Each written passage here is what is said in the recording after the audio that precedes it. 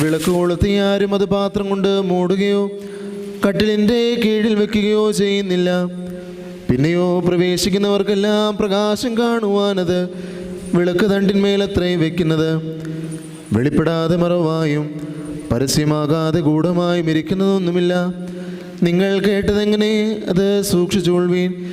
എന്തെന്നാലുള്ളവന് കൊടുക്കപ്പെടും, ഇല്ലാത്തവനിൽ നിന്ന് തനിക്കുണ്ടെന്ന് വിചാരിക്കുന്നതും കൂടെ എടുക്കപ്പെടുകയും ചെയ്യും.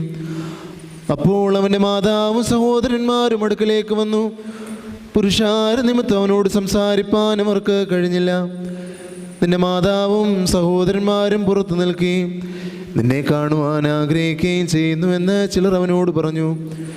യേശു തമ്പുരാൻ അവരോട്, ദൈവത്തിൻ്റെ വചനം കേട്ട് അതനുഷ്ഠിക്കുന്നവരാരോ അവരാകുന്നു എൻ്റെ മാതാവും സഹോദരന്മാരും എന്നതാൽ കൽപ്പിച്ചരുളി ചെയ്തു. നിങ്ങൾക്കെല്ലാവർക്കും